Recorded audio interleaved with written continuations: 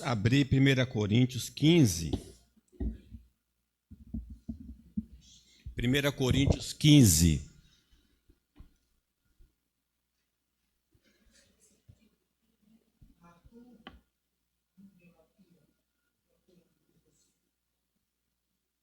Agora prestar atenção, Priscila, não conversar, certo?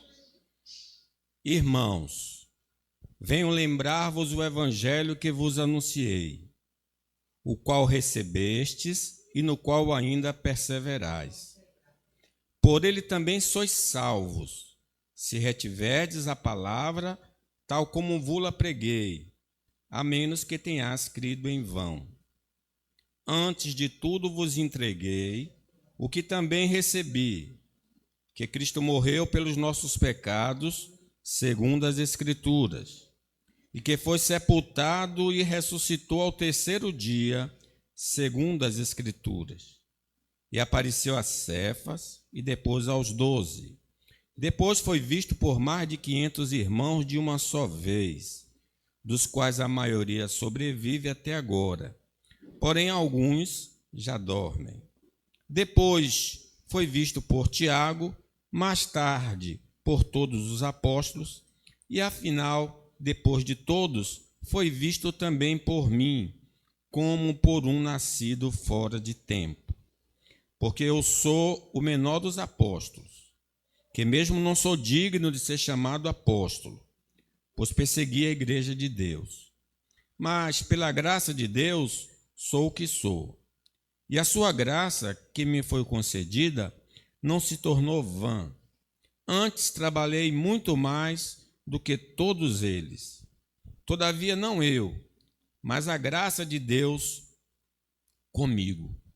Portanto, seja eu ou sejam eles, assim pregamos e assim crestes. Ora, se é corrente pregar-se que Cristo ressuscitou dentre os mortos, como, pois, afirmam alguns dentre vós que não há ressurreição de mortos?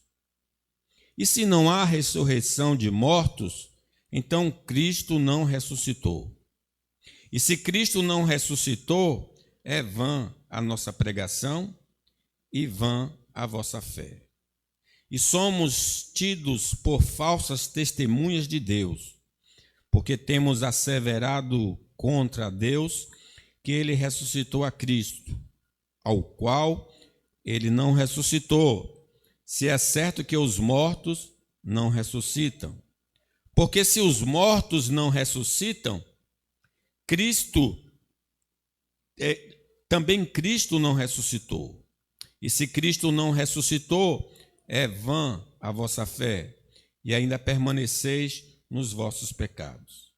E ainda mais, os que dormiram em Cristo pereceram. Se a nossa esperança em Cristo se limita apenas a esta vida, somos os mais infelizes de todos os homens. Mas, de fato, Cristo ressuscitou dentre os mortos, sendo ele as primícias dos que dormem. Visto que a morte veio por um homem, também por um homem veio a ressurreição dos mortos. Porque assim como em Adão todos morrem, assim também todos serão vivificados em Cristo. Cada um, porém, por sua própria ordem. Cristo, as primícias, depois os que são de Cristo na sua vinda. E então virá o fim, quando ele entregar o reino ao Deus e Pai, quando houver destruído todo o principado, bem como toda potestade e poder. Porque convém que ele reine até que haja postos todos os inimigos debaixo dos pés.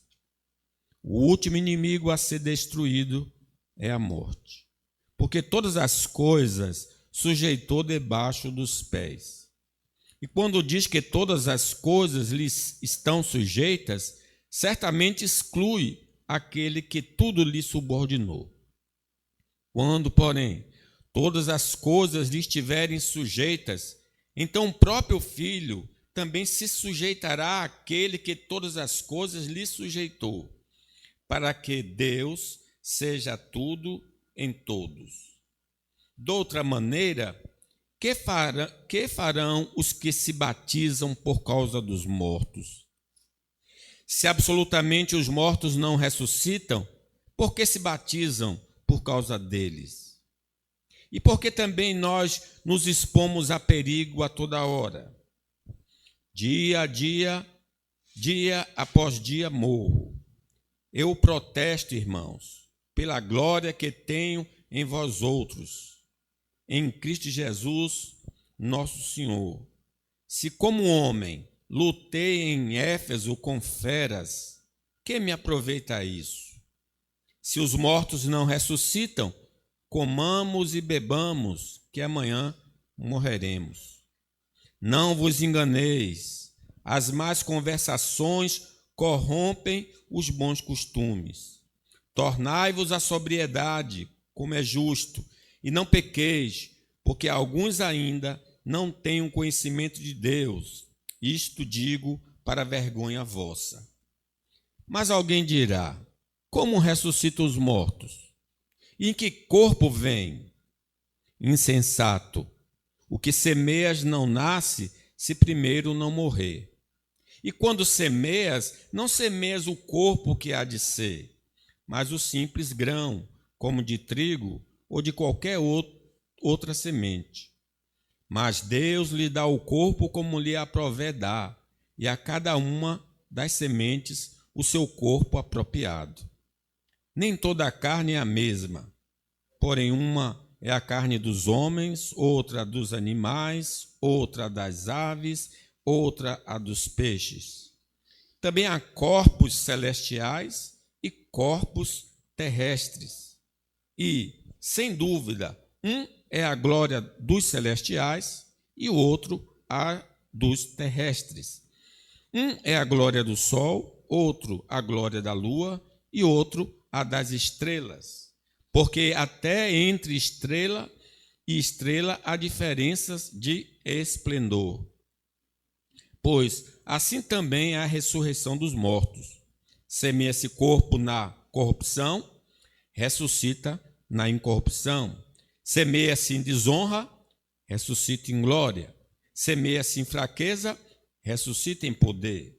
Semeia-se corpo natural, ressuscita corpo espiritual. Se há corpo natural, há também corpo espiritual. Pois assim está escrito: o primeiro homem, Adão, foi feito alma vivente. O último Adão, porém, é espírito vivificante. Mas não é o primeiro o espiritual, e sim o natural. Depois o espiritual. O primeiro homem formado da terra é terreno. O segundo homem é do céu. Como foi o primeiro homem, o terreno, tais são também os demais homens terrenos. E como é o homem celestial, tais também os celestiais. E assim, como trouxemos a imagem do que é terreno, devemos trazer também a imagem do celestial. Isso afirma, irmãos, que carne e o sangue não podem herdar o reino de Deus, nem a corrupção herdar a incorrupção. Eis que vos digo um mistério: nem todos dormiremos, mas transformados seremos todos. No momento, no abrir e fechar de olhos, ao ressoar da última trombeta, a trombeta soará, os mortos ressuscitarão incorruptíveis e nós seremos transformados. Porque é necessário que este corpo corruptível se revista da incorruptibilidade e o corpo mortal se revista da imortalidade.